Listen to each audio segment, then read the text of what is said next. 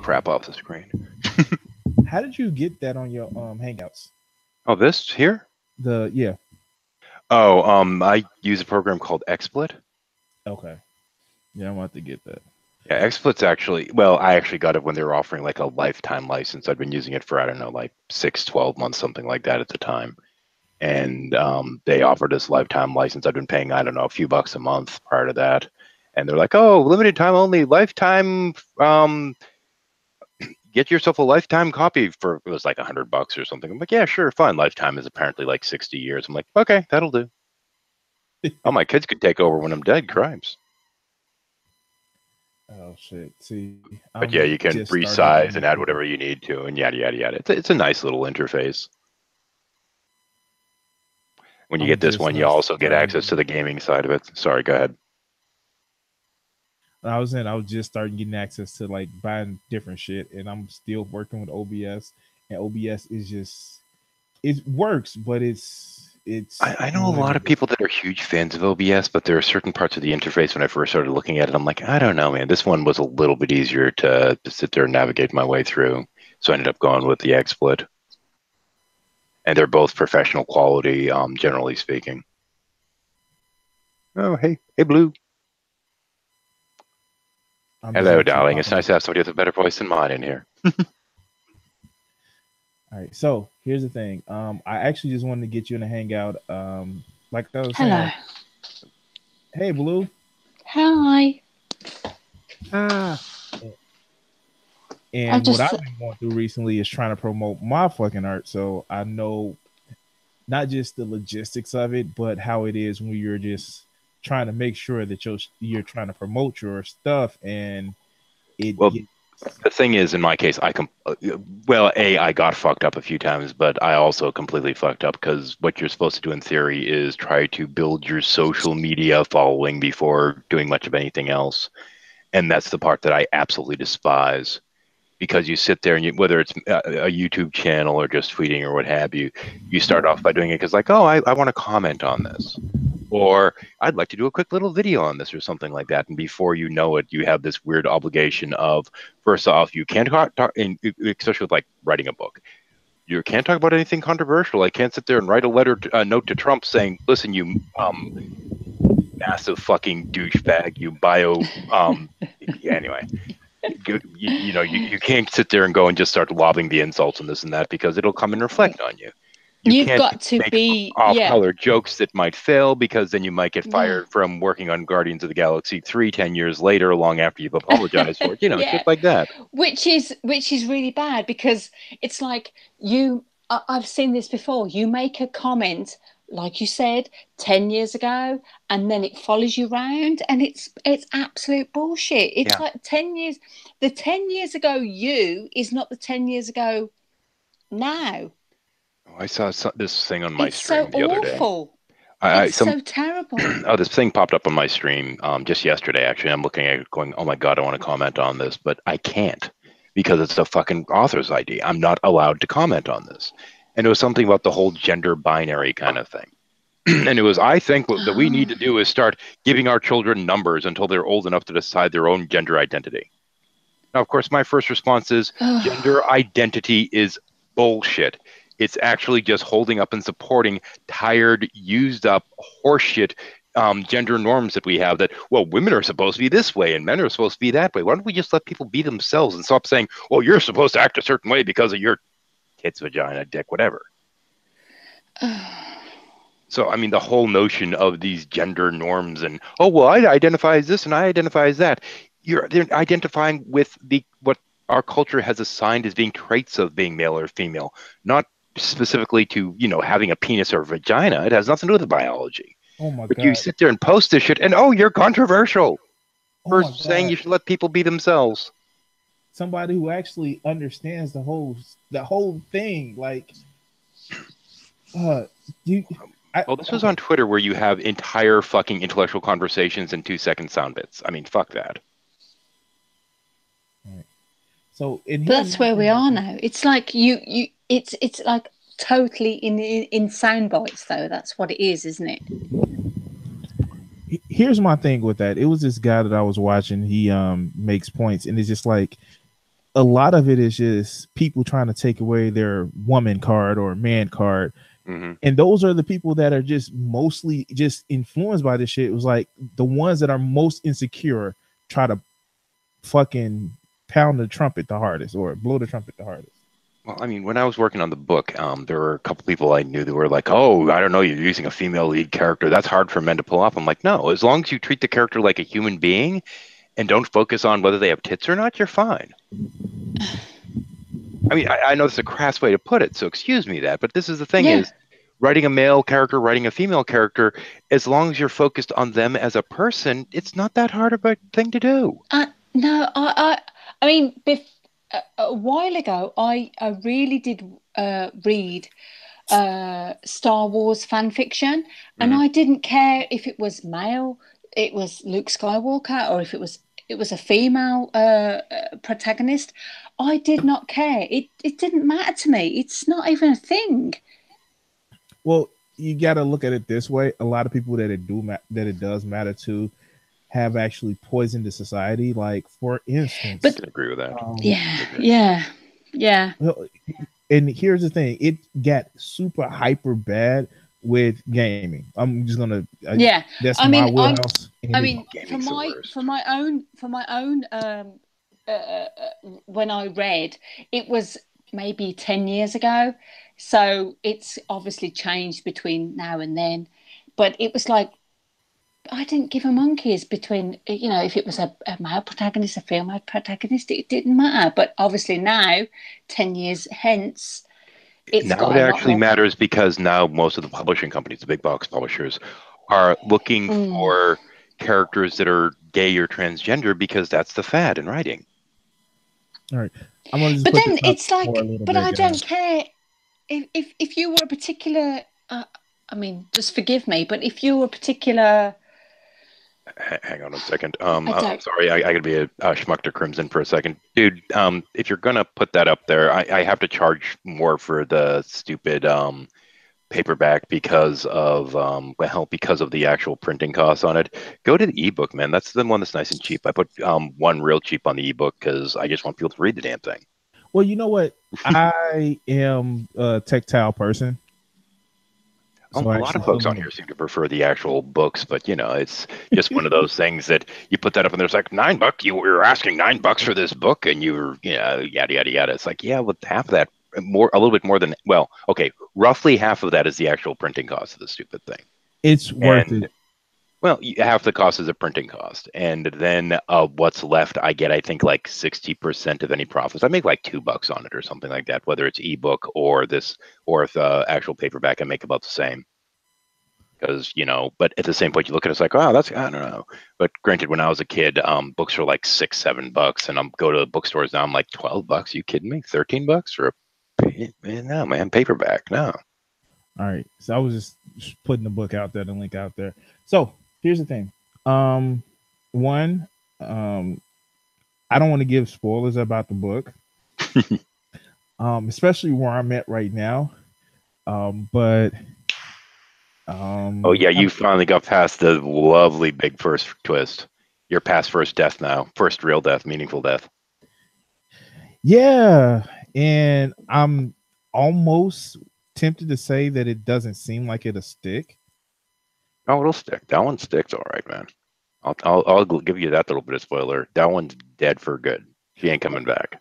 Okay, so it would seem to me, and then I'm just as my writing process, the way I think of it would seem like the character who killed the meaningful death, it would seem like he would keep their soul. And he does. Well, up to a point. The problem is that particular character is what's in this universe referred to as a soul mage.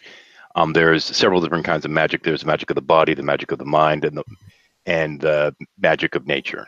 So you have these three different schools: Mystrionics, Psionics, Covitomch, and then the lesser forms, which you have one that's more music-based, which is referred to as lore, and you have Dark Force as well as Cyberpathy. Now, cyberpathy is the ability to manipulate computers, and it's a mutation of the telepathy gene that allows them to interface instead of with other people with computers. And that's a slightly different thing. And the only reason why I said that it almost seemed, and even if it doesn't, it just would seem to me that because of what happened immediately after the meaningful death, Mm-hmm. it almost seems like it was a get out of jail free card. Well, in a sense, because if she could figure out a way how to do the soul transference with the soul gem that he has, assuming he's not going to simply just use her soul to power his dark magic kind of thing, Yeah, and that's the thing. then it could be conceivable. But I'll give you a little bit of a spoiler, just a little bit of one. He's going to burn through that fucker in before the start of book 2. Okay. See, here's the thing, and the thing about it is, it was that little bit of hope that kind of kept her going right after that situation. But hey, if it doesn't, that's fine. It's and part of that is because it's fun to build up expectations in readers. So like, I know how this is going to go. Know how this is going to go, and then nothing, and it's like, oh well, fuck, I was wrong. I like that whole thing of people starting to predict where it's going, and then there's a twist, and they're like, wait a minute, what the fuck's going on here? But I thought that you were going to the setup's there. Why didn't you? Life's messy, man. Yeah, no, and here's the thing, and I know Blue was talking about the Star Wars fiction, and I think a lot of fans get spoiled with everything works out in all well, and I like things having costs, even if it's the cost that you didn't expect. But I like at least the cost. Somebody pays the cost, other than the bad guys I have to lose in the end. Well, I will warn you, there is one character that does die in book 1 that is brought back, but I'm not telling you who or when. Okay. I'm at chapter 20, so there's a big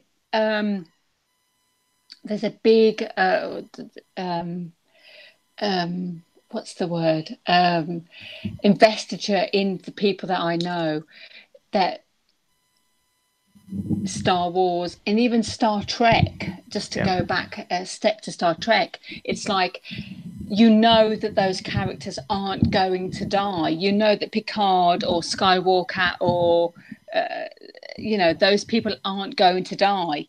And I have a lot of people that I know that they invest in those the fiction of that, and it's really sad. We refer to that as plot armor.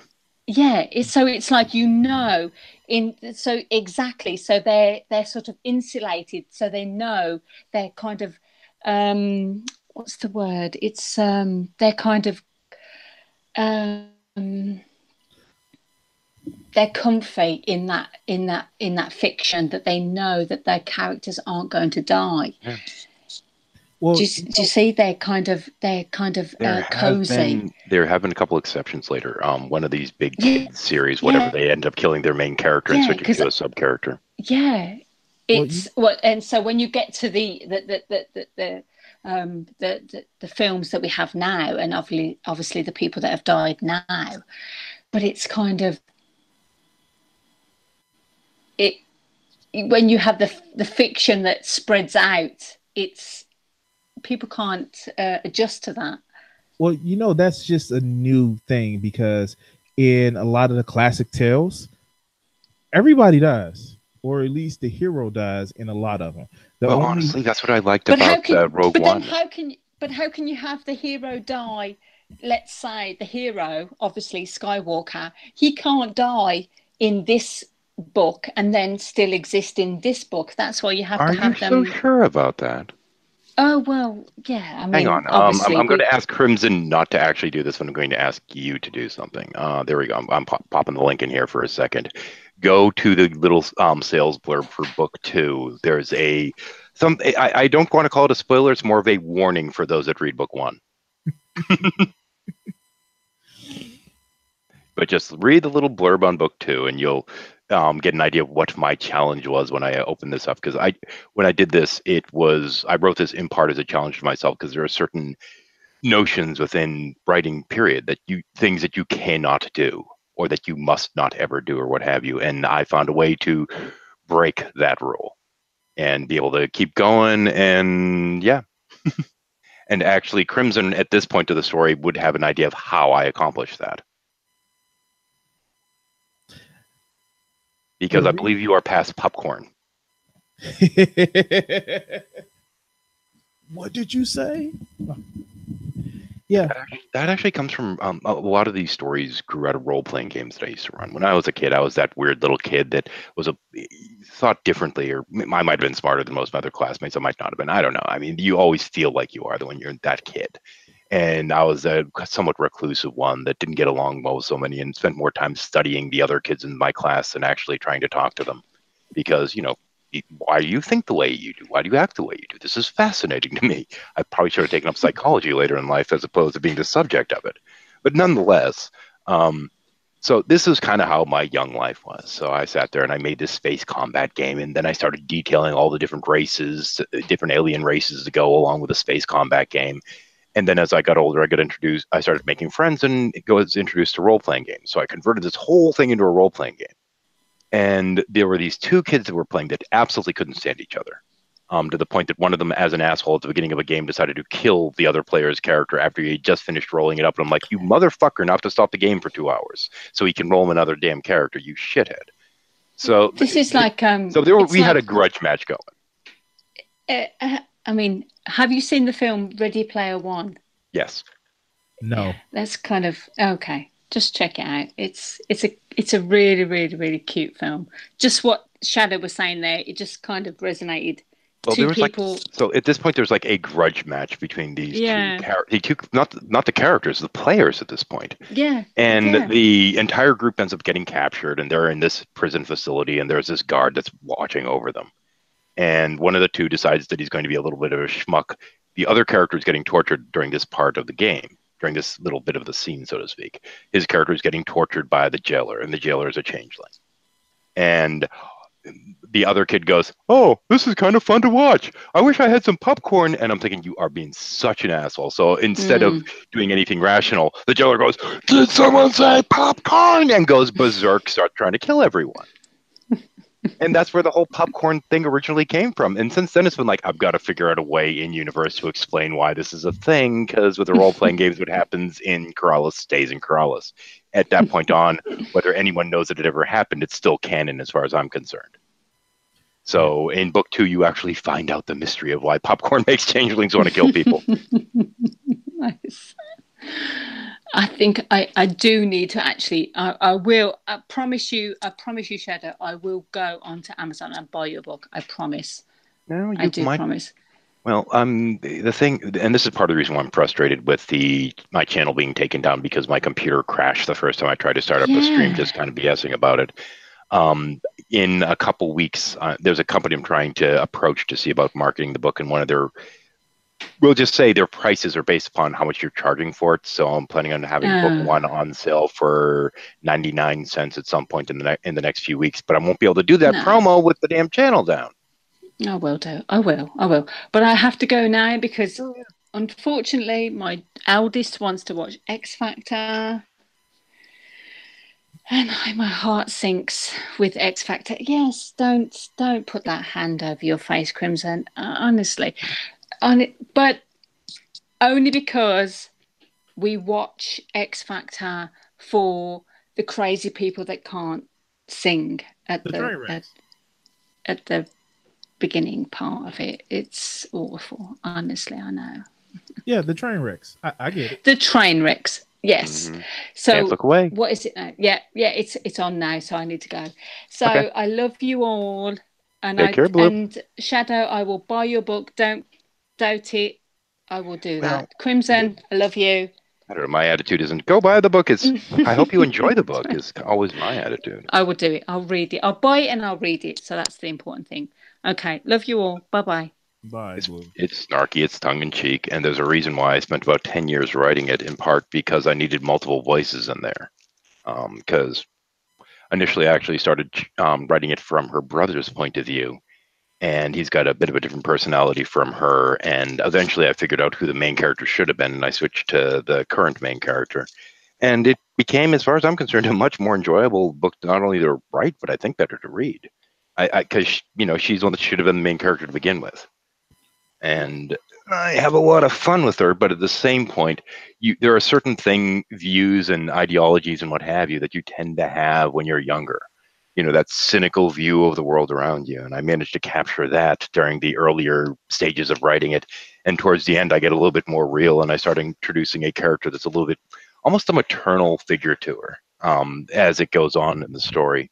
And she learns a few little life lessons and this and that. But, you have to have a level of that emotional immaturity when you're writing stories that are about kids. And I was still young enough to really be able to connect with that when I was writing those sections. Well, like I've told you before that the Percy Jackson books are some of my favorites to follow, Yeah. and you have to capture a young a young idealist way of thinking, and yeah, throughout the course of the story, shit happens to them. They change. They quote unquote grow up, which means they just become cynical, but they still have to have that fucking hope that Mm-hmm. I have to do it. And one of the things that kind of stuck with me when they were asking her, like, you're only doing this to save your brother.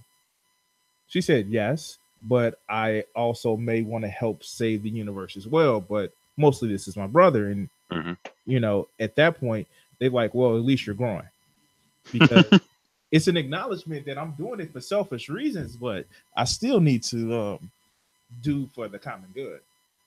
And that's a little bit of a through line as we start going through book 2 to a degree.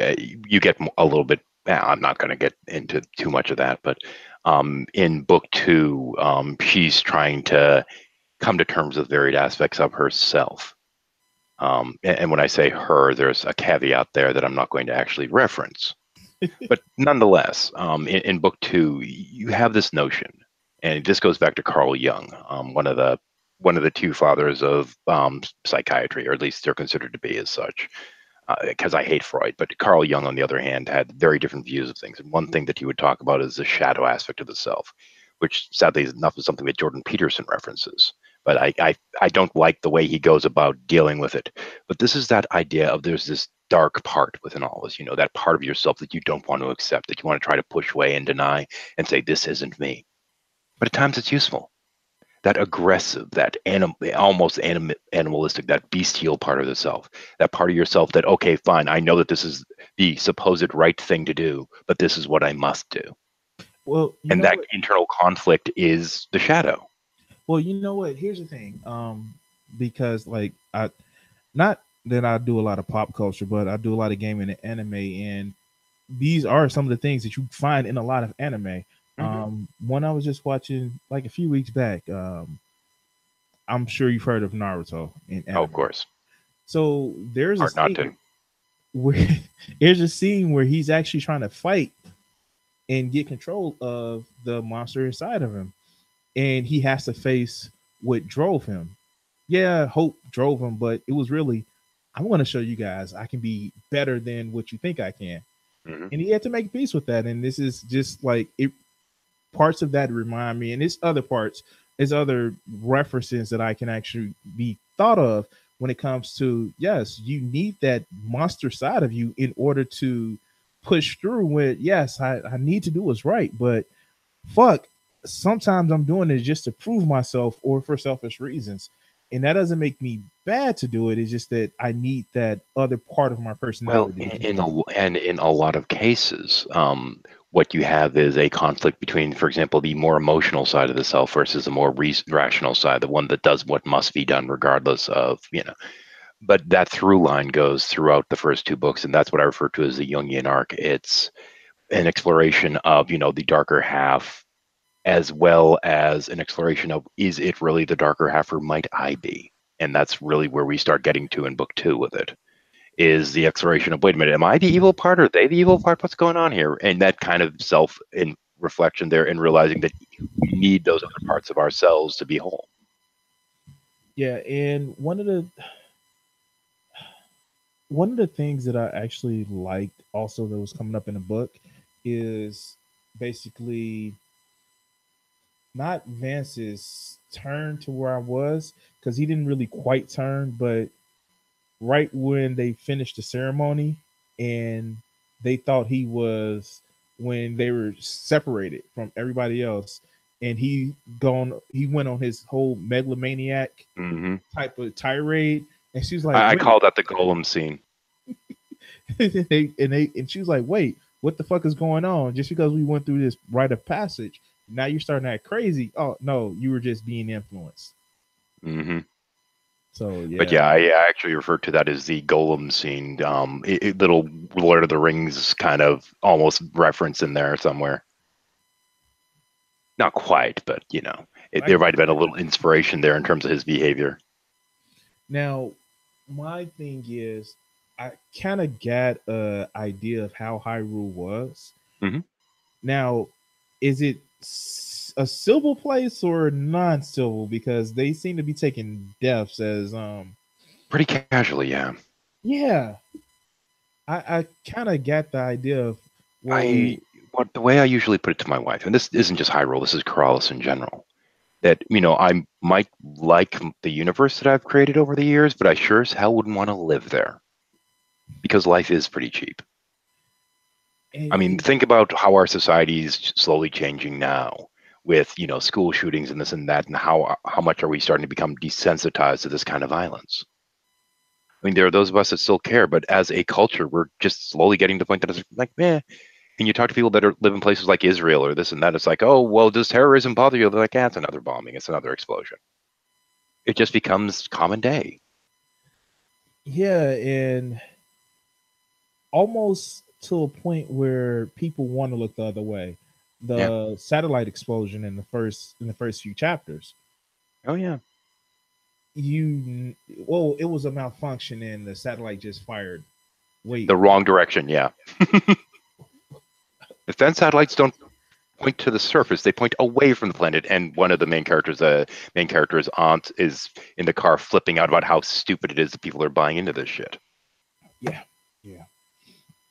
And it's almost that I can understand where, just like now the society we have, I can almost understand how some of the conspiracy theories work. Mm-hmm. But you take it a look, dude. People take it just way too far. Oh yeah. But in the same case, in this book, there is actually a conspiracy going on. Actually, there are multiple conspiracies going on. Hell, Project Acorn's a conspiracy, which incidentally was named back in the 90s. So I almost considered changing it after the whole thing with Acorn and all that shit. Yeah. And so one thing that about the political factions that I want to make sure I understand as far as where I'm at right now, there's one real full political factions. And then there are brothers and sisters that are fighting. On Hyrule itself, you have their local planetary government, which is corrupt as hell, and you have these major intergalactic factions that are trying to push them this way and that.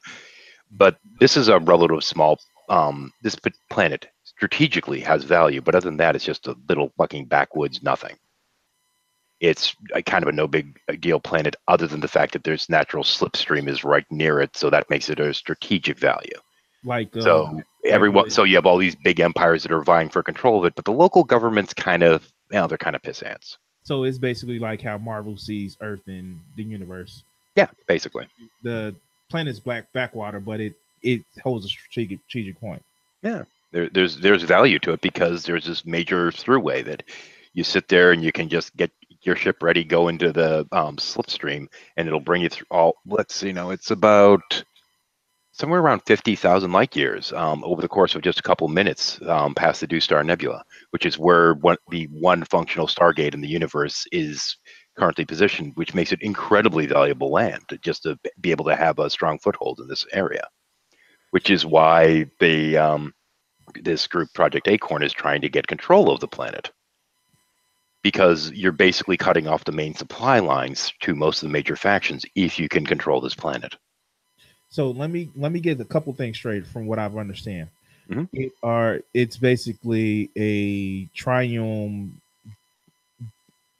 deity, the three deities that rule over.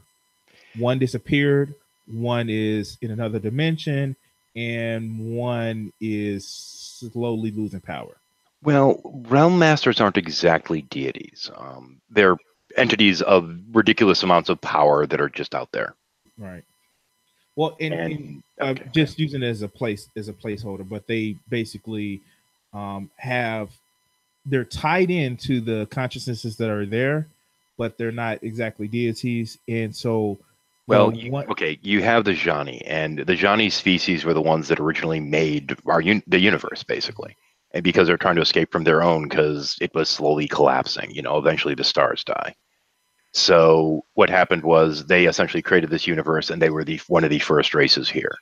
Now, after they came a race known as the Shakiri, and the Shakiri were the second race, and then you have Eldaron, who was the third major race that were the players, and they were the ones that looked most human of the group of them. So you have these first races. Now, they're not actually deities. What the hell's going on with my lights here? Huh. Well, they weren't actually deities, but they were the first races to reach for the sky, the stars, and as such, what they then started doing is seeding other planets with life. So from what this is again from what I'm piecing together, they're at the think of it in terms of the dogma you hear about Christianity, like, well, wouldn't you feel this way about your creator? Yada yada yada, and most of them don't. They refer to them as the powers that be and things like this, because every race had its own dogma and its own belief in terms of origins or religion or what have you. Right. And a lot of those were kind of co-opted with this notion of, as Flair references, just the powers that be. Because this way you're not specifying the god of any particular religion or any particular race. For that matter, the biggest religious group in Keralis is a group known as the Black Church, which it hasn't really been brought out so much in Book 1. But this was initially set up just so that they could get a foothold on planets that allow freedom of religion, so they could go in there and help ferment rebellions and get more control over these planets. So to exploit pre-existing systems. But since then, over the last several hundred years, it's become an actual religion because they said, hey, if we make more of a religion out of this, we can control more people. So my question is, I'm horrible with freaking proper nouns, but the one who was coming basically from another dimension and Kayla actually touched the mind of. Oh, the Clotharian Queen, yeah. She's pretty high up there, isn't she? Oh, yeah. We actually get to revisit her in both 2 and 3. Now, she's a scary bitch, man. Yeah, something tells me that if she's not directly related to what's going on with Kayla, she's maybe she's not directly related. She's not that far removed. Well, yeah, it's not much of a spoiler. There is a reference to the Clotharians being there when she was created. Okay. They were involved in her creation. Now, so the 2 major factions that's basically splitting the galaxy down the middle, they were originally one faction. SCOS, the Society of Keralis Allied Worlds, which was ruled under Divajan. Divajan is the last of the Johnny race. Right. And incredibly ancient, incredibly wise, your whole trope kind of thing going on in terms of that. He died about 30, 40 years ago. And this other being took over in his role. And this name might ring a bell, but even though you won't probably know the pronunciation from the spelling, Rukahar ended up usurping Divajan after he died. Right. Divajan ran everything by having one representative of every race on a council, which would end up making decisions on how they were going to kind of turn things and help out, basically help everyone in the universe. Very socialist, very egalitarian. Rukahar, on the other hand, took over and he's like, I am the great overlord kind of thing. And so there was a huge rift at that point. It's like, no, fuck you, man. You're not anything. So at that point, you have this split down the middle, and half of Ska went this way and half went that way. And there are some that are loyal to Rukahar and others that are like, nope, fuck you. The Johnny might be dead, but we're still going to follow his lead. So I want to finish book. I want to finish book 1, and I actually bought this. I really bought it about 2 weeks ago. So I'm pretty much deep into it. Like I read it at work. I work in a call center, so I read deep enough we can talk about it and lose most of the audience. Yeah. So what I want to do is actually finish it, and actually I'm going to write a review.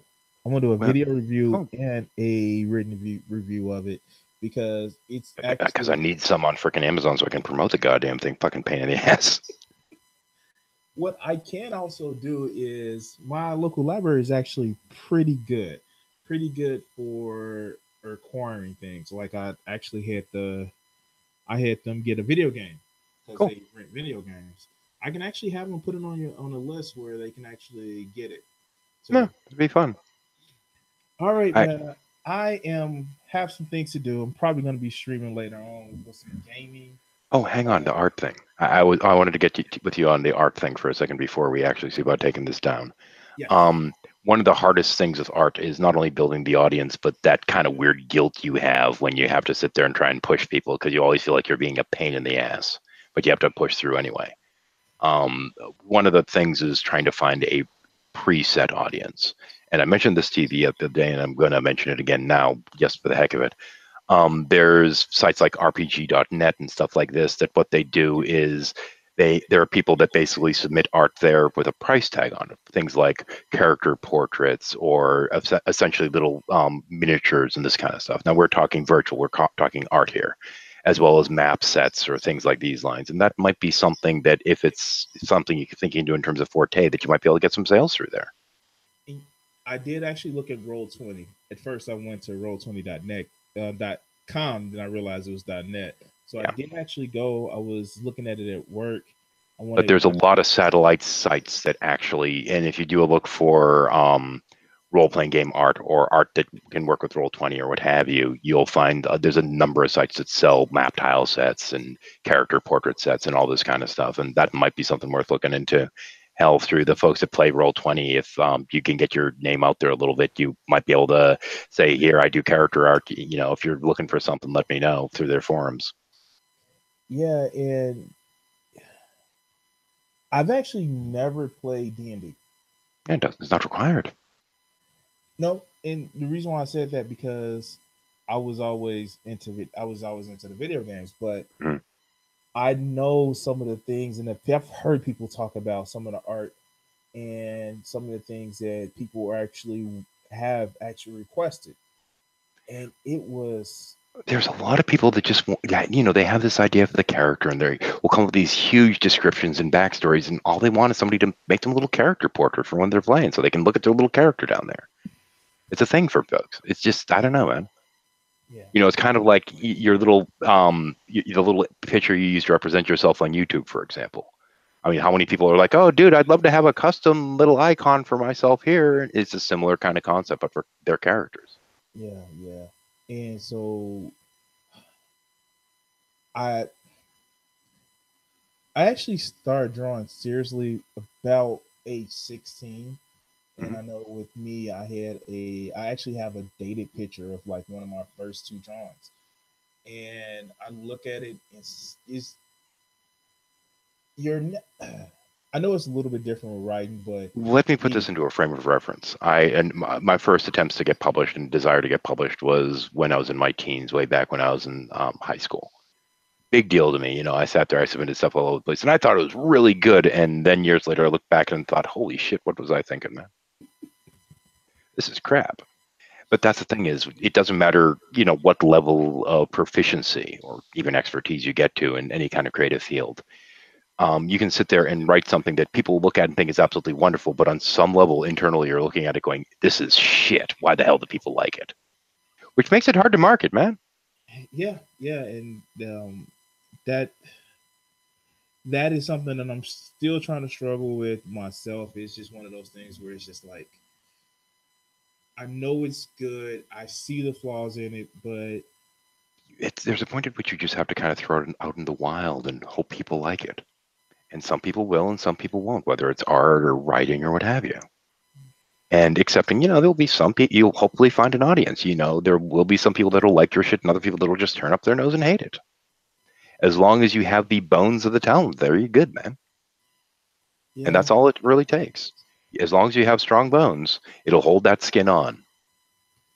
Well, unless you're dealing with Shadow. He's a little vicious sometimes. well, I actually want to thank you, man. You actually are helping me by doing this because I actually like hearing how artists talk in different. I say artists, people that freaking create. Anyone that does anything creative is an artist on some level. Exactly, and so I like having these talks. You're my second quote unquote interview I've had on my channel. So, Yeah, cool. okay. But I'm gonna have to get ready to get my day started. Well, continue to get started. Thanks for hanging out, man. Yeah, cool. Thanks for inviting me. All right, peace.